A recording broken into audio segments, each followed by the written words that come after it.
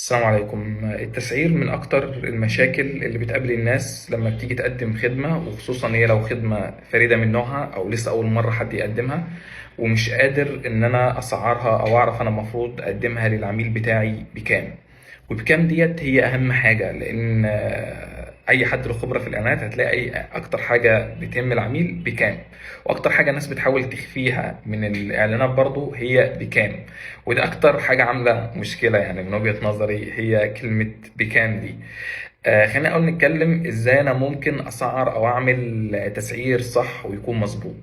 في البدايه لو انت بتقدم منتج، والمنتج ده او بتقدم خدمه وفي حد يعني زيك بيبيع نفس الخدمه وبيقدم نفس الخدمه، خليك ايه، اعمل ريسيرش بسيط، شوف المنافسين بتوعك بيبيعوا بكام وانت المفروض تبيع بكام.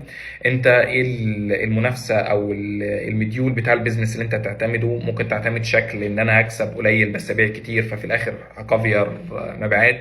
ممكن لا اعتمد ان انا مش عايز اخش في هسل الاوبريشن، وان انا عشان ابيع كتير فيبقى عندي اوبريشن كتير، وهبتدي اجيب موظفين وناس تاوبريت عندي ويشتغلوا معايا ومشاكل كتيره زي كده.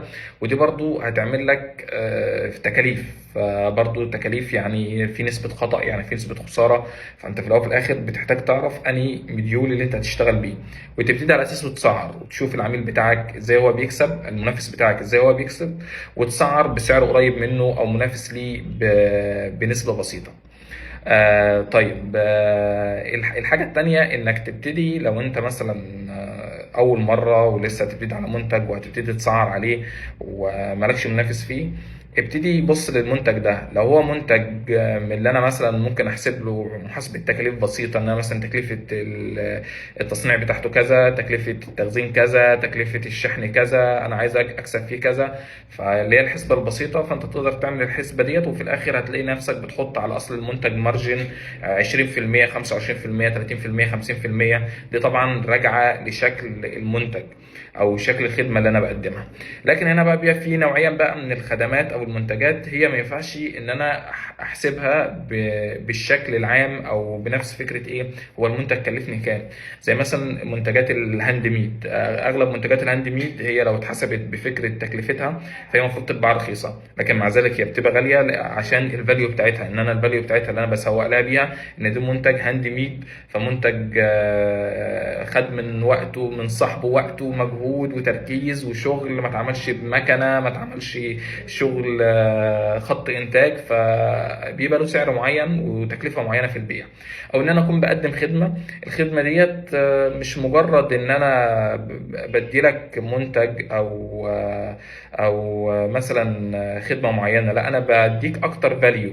يعني وليكن مثلا الشخص اللي بيجي يعمل بورتريه او بيرسم حد او حاجه زي كده، انت لو جيت حسبتها هي مجرد ورقه تكلفتها بسيطة جدا اللي هو يرسم عليها، وبعد كده عندك شوية تكاليف تانية انت هتحتاجها زي مثلا الالوان، الحاجات اللي زي كده. بس لو انت حسبتها كده بالحسبة دي هتلاقي حسبة خسرانة، لان في الاول وفي الاخر البتريه لما انت بتيجي تطلب من حد، في ناس بتطلب فيه ارقام رهيبة جدا. طب هي بتطلب الارقام ديت ليه؟ عشان هو فعلا بيسعر هنا بالفاليو، يعني بيسعر بالقيمة اللي انت هتستفادها والقيمة اللي انت هتاخدها. انك هتاخد صورة مرسومة لك بشكل شخصي، حد ادالك من وقته وفضل قاعد مركز عشان يرسمك ويبتدي يقدم لك الخدمه دي. فالتسعير ما فيهوش حاجه ستاندرد، ومهم جدا مش كل حاجه ان انا احسبها بتكاليفها. انا مكلفاني كام وعايز اكسب عليها كام. لازم أن تعرف ان في ناس بيدفعوا ارقام كبيره جدا جدا جدا في منتجات ممكن تكون تكلفتها 20% من الرقم ده او 10% من الرقم ده. وانا اشتغلت على خدمات كتيره زي كده، يعني في ناس كانت بتدفع مثلا في ديزاين او صوره او رسمه او حاجه زي كده ارقام فلكيه ملهاش علاقه بسعر التكلفه. لكن هو بيبص في الاخر على الفاليو اللي هو ياخدها لما ياخد صوره زي كده مثلا ويحطها في قلب الريسبشن عنده او في شركته او في المكتب بتاعه. دي بيبقى لها تكلفه تانية طبعا.